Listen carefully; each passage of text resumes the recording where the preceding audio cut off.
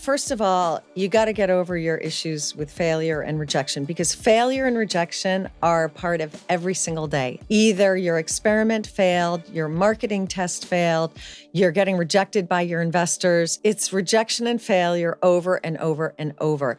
And the important thing is to learn from each one. What are the main skills that someone in the startup community should have, should develop, should invest in? I think accounting, negotiation, and selling are the three fundamental skills that are very important for building a career. If you would choose just one of these three, which one would you choose? Probably sales. At the end of the day, no matter what you do, you have to sell. You always have to sell. In a startup, you have 1,000 things to do in a day, and you're never going to get them all done. But generally, there's the one thing that's most important, and it's more important to do that one most important thing and to be present and not try to rush through it just to be done and check it off the list. So the three all kind of go together: being focused, being present, and prioritizing.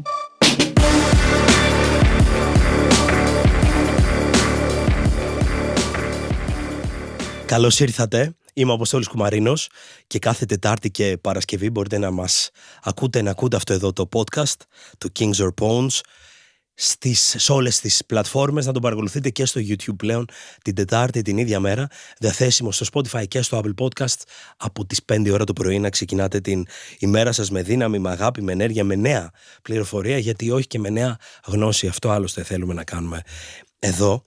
Θέλω να σας ευχαριστήσω, αυτό το οποίο κάνω κάθε φορά. Δεν θεωρώ τίποτα δεδομένο. Ευχαριστώ πάρα πολύ που είστε εδώ. Εάν βρίσκετε κάτι χρήσιμο και βοηθητικό, θα μας βοηθούσε πάρα πολύ να το στείλετε σε κάποιον φίλο ή φίλη αυτό εδώ το podcast και να πατήσετε το subscribe button, το οποίο μας βοηθάει να συνεχίζουμε να υπάρχουμε, να μεγαλώνουμε και να προσκαλούμε όλο ένα και περισσότερα άτομα. Δεν θα ξεκινήσω χωρίς σήμερα ένα ζεστό φλιτζάνι καφέ από τον αγαπημένο μου Ντιμέλο, ο οποίος παράγεται στην Ελλάδα, περήφανη γι' αυτό, και μετατρέπει τη στιγμή σε απόλαυση. Οπότε πάμε να ξεκινήσουμε. Σήμερα το podcast μας θα γίνει στην αγγλική με μια πολύ ξεχωριστή καλεσμένη και έτσι είμαι και ιδιαίτερα χαρούμενος που καταφέραμε να συντονιστούμε, μιας και ζει στην Αμερική, δεν ζει στην Ελλάδα. Και να πω κάποια πράγματα για εκείνη. Είναι πρόεδρος του Διοικητικού Συμβουλίου της Levitronics Technologies, είναι πρόεδρος του Hellenic Innovation Network, διδάσκει επιχειρηματικότητα στο MIT, υπέροχο αυτό, θέλω να ρωτήσω πολλά πράγματα. Και με αυτά θέλω να καλωσορίσω την Μαρίνα Χατσόπουλος. Μαρίνα, καλώς ήρθες. Καλησπέρα, ευχαριστώ πάρα πολύ. So, Marina, starting with all this, there are a lot of things that you have done, and many congratulations for your career and the things you have achieved so far.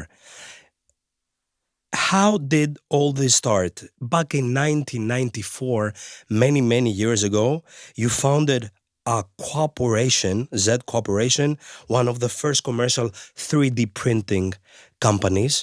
And what experience did that teach you so far?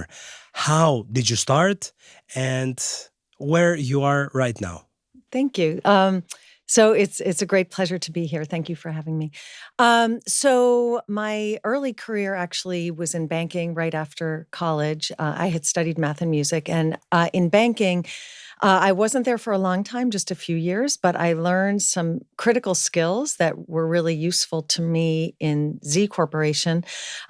The first was accounting, but the other two, which I think are critically important almost no matter what you do, is one is sales, learning how to sell, learning how to communicate, and effectively communicate with other people what are the advantages of something that you are offering.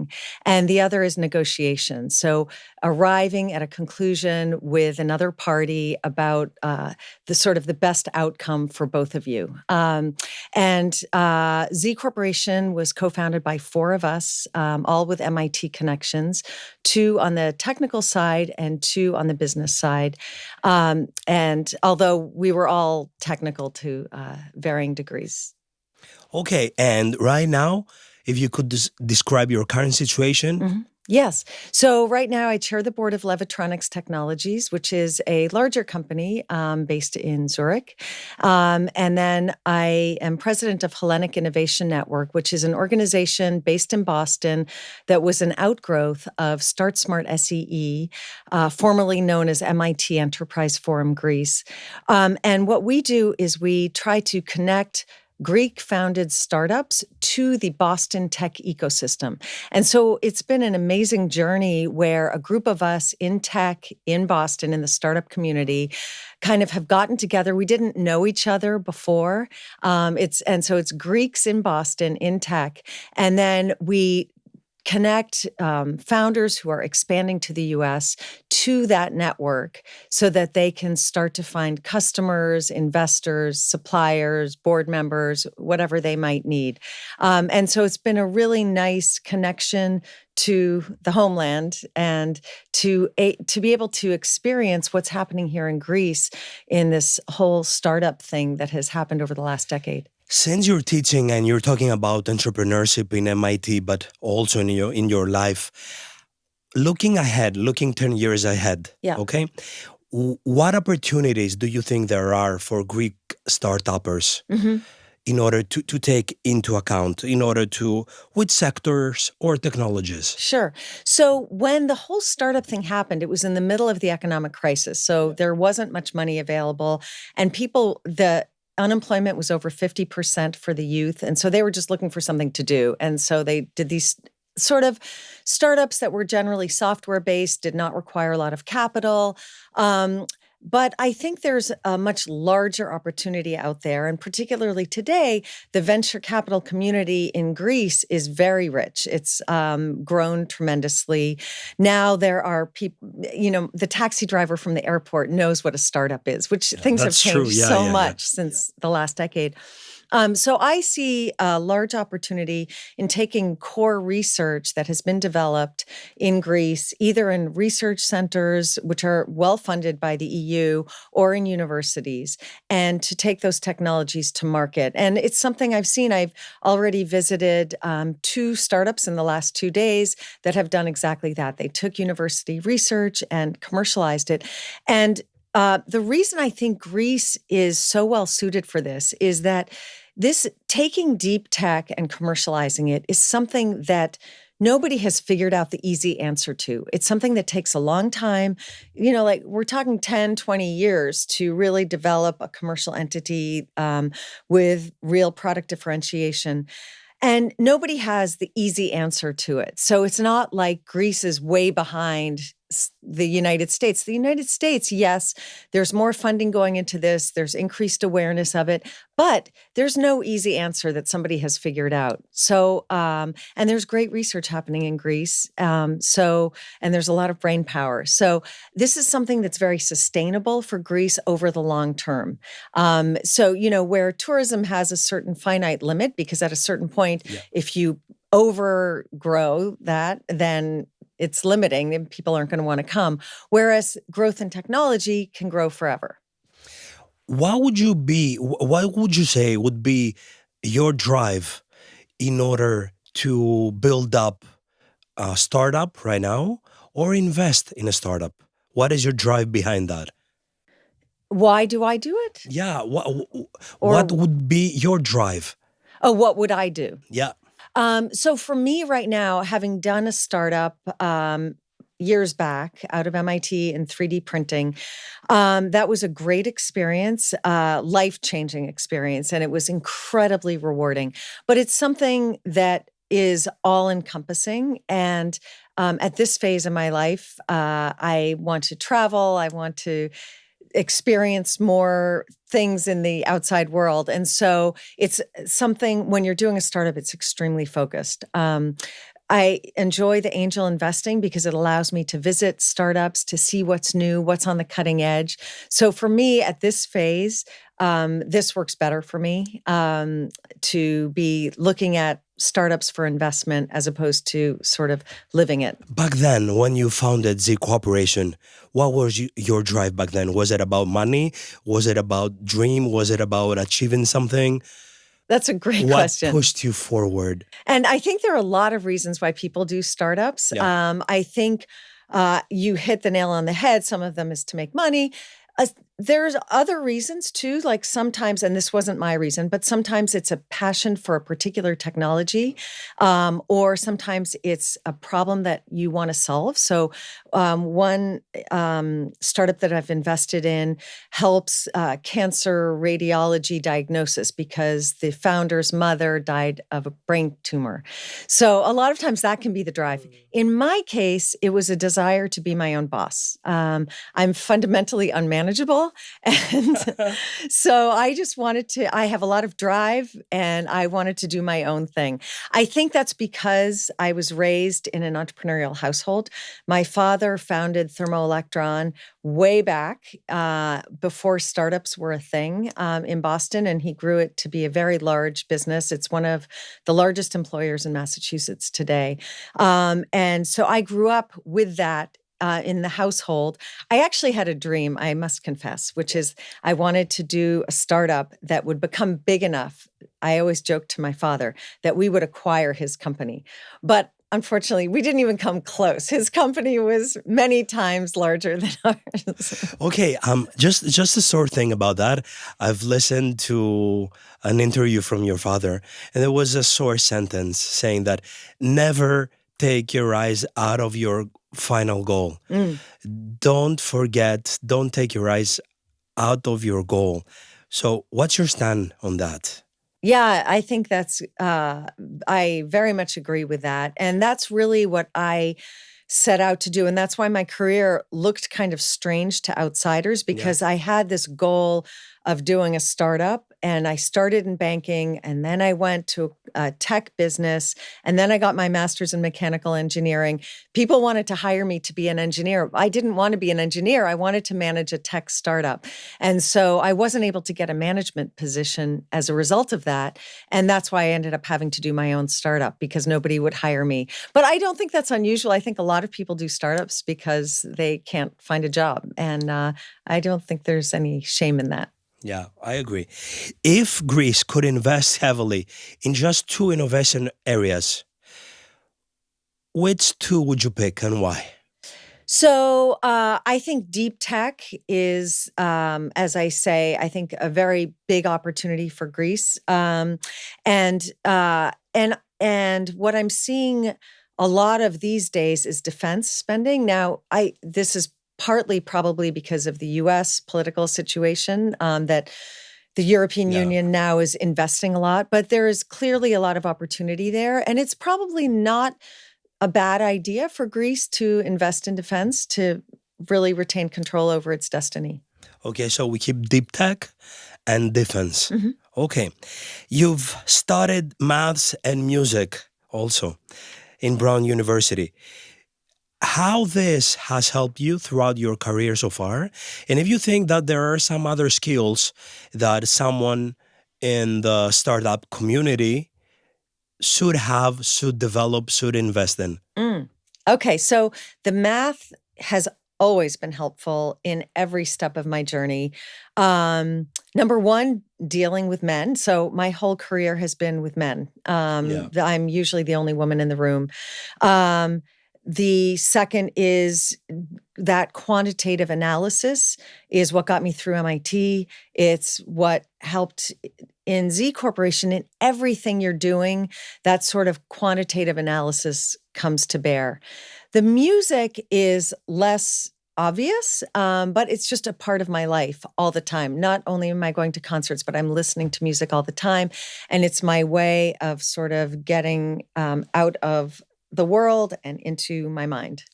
Okay. And to answer your second question, the skills, so I think accounting, negotiation, and selling are the three fundamental skills that are very important for building a career. Accounting, negotiations, and sales. Yeah. Okay. If you would choose just one of these three, which one would you choose? Oh, that's a toughie. Probably sales. At the end of the day, no matter what you do, you have to sell. You always have to sell. It may be selling yourself to get a job. It may be selling your product, like no matter what you're doing. And I think sometimes engineers are not aware how important that is. And I see, because I work with deep tech startups, a lot of times the engineers tend to dismiss the importance of selling and marketing, and they don't appreciate how important it is. And yeah, I have some funny stories about that. But at the end of the day, I think as the startup grows, the engineers come to recognize how important that is, and that there are different skills required for sales and marketing that are not taught in engineering school.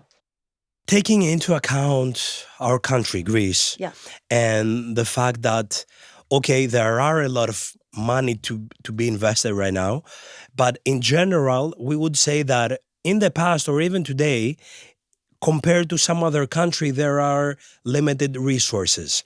So what's the very first step that you would advise someone to take in order to handle these limited resources, or also see what he can do outside of Greece?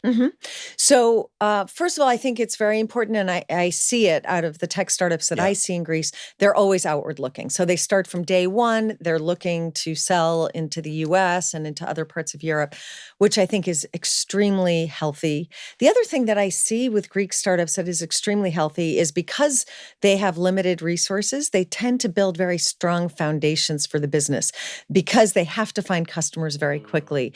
And you don't see what sometimes can happen, especially during bubbles in the US, where a lot of money is being thrown at startups and they still haven't figured out their product market fit, and they end up blowing through a lot of money before they really have developed the customer base that they need. Just today, I was visiting with a company that has grown to 6 million in revenues, extremely profitable, and this is with a very, very small investment. And I think that's very healthy, and it allows the entrepreneurs to own their destiny. They own the majority of the business. They are not going to get kicked out. They can decide what direction the company is going to take. And at the end of the day, they own a bigger piece of the pie. So when you ask that, I think already Greek entrepreneurs are doing a lot that's correct. I think in terms of going overseas, when they're going to the US, if they're going to raise money, some startups need to raise a lot of money to grow fast. And in that case, they really need to have a US presence. And that means the CEO living in the US. So for example, Workable, when it developed its office in Boston, sent the CEO over for a couple of years with his whole family, and they lived in Boston for a couple of years, and then he came back. But that's what is required to really set up the business, set up the sales network, really understand the market, and to raise capital there if that's necessary. Yeah, clear enough. Do you believe that a young founder should have a mentor or someone that he can turn to in order for advice, for maybe a more mature opinion on things? And do you think that this mentor, this person, should be based in the same country or in another country? That's a great question. I hadn't thought about that. I do think a mentor is absolutely critical. You want someone who has done it before, but you want someone who's maybe 5 steps ahead, not 1,000 steps ahead. Because if they're too far ahead and it's an 80-year-old guy who built a $10 billion business, he might not remember those early days so well. So you want someone that's just a bit ahead, and they know the current environment, they know what's happening. It's a great question about whether you want someone. Probably you want a mentor here, and also maybe as you're thinking about expanding, let's say to the US, having a mentor there to explain what the ecosystem is like there. What are the main mistakes that you can see in entrepreneurs doing on their first steps or even later on? Sure. So one of the early steps I see by engineers, because as I say, I'm dealing with deep tech startups, is that engineers are uncomfortable often speaking with customers, and they don't have enough conversations with customers. It's easier to do another experiment in the lab than to pick up the phone. I don't know who to call. I don't know what to say. I don't know what to ask. We don't have anything to show yet. It's not perfect. It's critically important in those very earliest days, from day one, to be talking with new customers every single day. And it's very uncomfortable, but that's what's necessary, because what happens is the engineer has an idea in their mind of what their product is going to be, but inevitably they're not spot on the market. And so they need to evolve the idea with the customer's input. And otherwise, they're going to end up with this product that's a finished product that isn't what the customer really wants. You remember, maybe it happens to remember a personal mistake, something that you did throughout your journey that had a negative important impact on your company. Yes. I hate to admit it, but yes. So I had a lot of trouble delegating. In the early days of a startup, there were just 4 of us starting up. And so I was kind of, master of all, kind of doing everything. And as the company grew, it was really important for me to learn to delegate. And I was not good at that. And I actually observed it in the people that I hired who worked for me, and I could see them delegating. And I was kind of in awe, like, how are you letting that other person do that work? They're not going to do it right. They're not going to do it properly the way you want it done. And what it is, it's a mindset that things are not going to get done exactly as you would do them. They might even get done better because someone's going to do it their own way. Yeah. Maybe better, maybe worse, but it's going to get done. And it's going to take it off your plate. And so now you can do many more things in the day. You can leverage your time much more by delegating that way. And related to delegation is a sense of being a teacher and a mentor, and really caring for your employees and their growth and their careers. And I wasn't really good at that, at like spending the time with the employees, and worrying about nurturing them in their careers. So if I had it to do over again, I think I would have a very different mentality about it.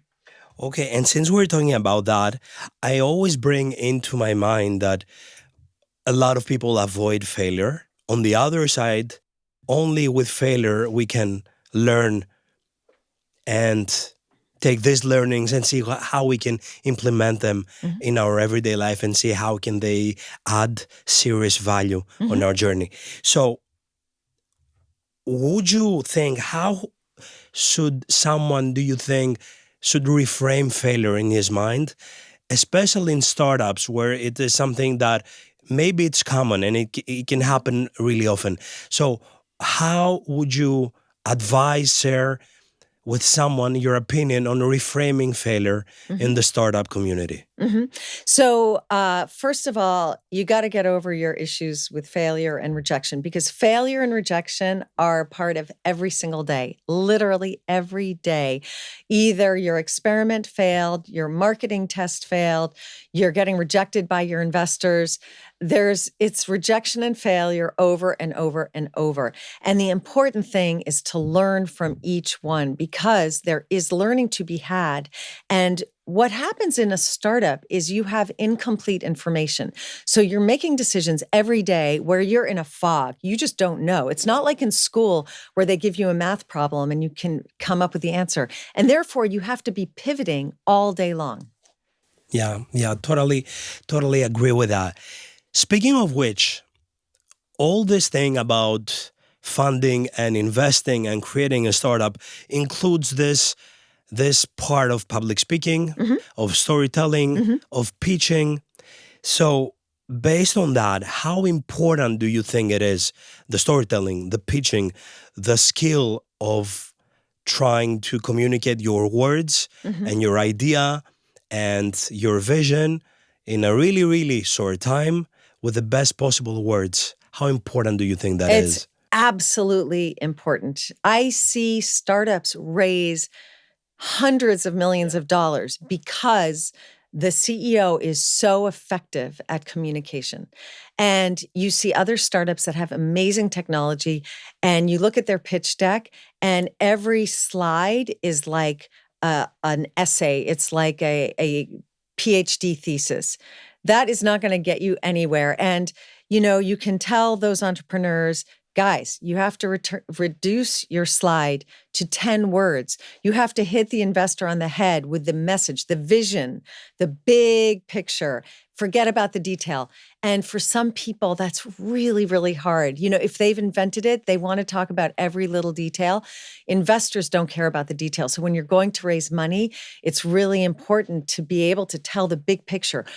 Who cares? What's the problem you're solving? How big is the market opportunity? How hard is this problem to solve? Has anybody else solved it?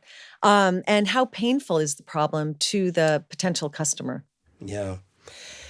I always have that into my mind, that communication has a great impact on our everyday life, both personal and professional. But it's important to have it in mind, and especially in this community, in the sector, that both pitching and storytelling, it's something that all the people that are in this should take seriously into account. Yes. So, talking about funding that we mentioned before, what do you think, what's the best way for a Greek startup, for a Greek startup company to attract investors from abroad?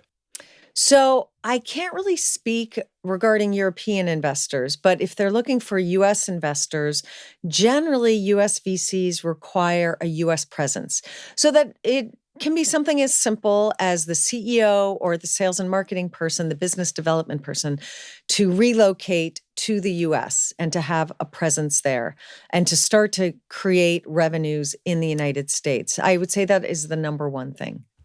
Okay. So that's one thing. Yeah. Another thing would be, what do you think, more or less? So it has to be solving a big problem. So generally, U.S. investors are looking for big market opportunities. If you're VCs are generally looking for unicorns, so that's a company that's valued at over $1 billion. Angel investors might be interested in something smaller, but generally, U.S. investors are looking for big markets. And that doesn't mean that that's the only thing that you should look for. You can build a very successful 10 million euro business and be very happy if you own it all, if you can build it with a very small investment. So I just caution people, that doesn't mean that's the only thing of value. There are other ways to build a good life for yourself without building $1 billion company. Yeah. Marina, throughout your whole journey so far, is there something that you could say, this is the most valuable lesson that I've learned so far, if you could look back? Oh, wow. That's a great question. I think perhaps being present.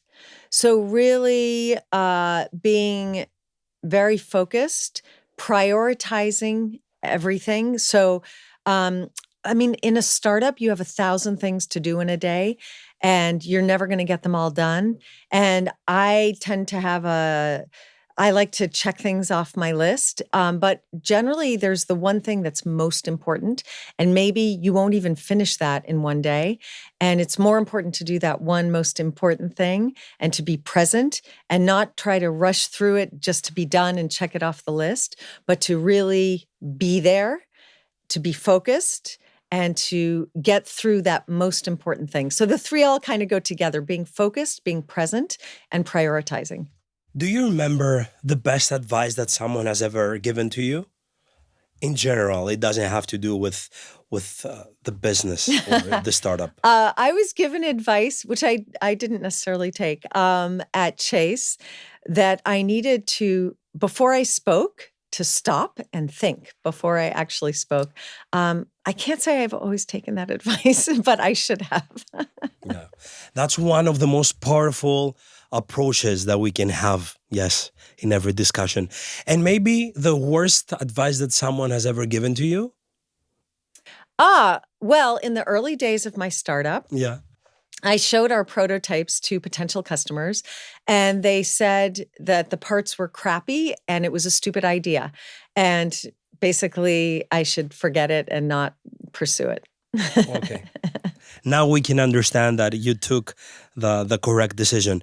So if I can go back at the beginning where we said the reasons why would someone pick this journey or create a company and his own needs on either money or solving a problem or getting famous on something.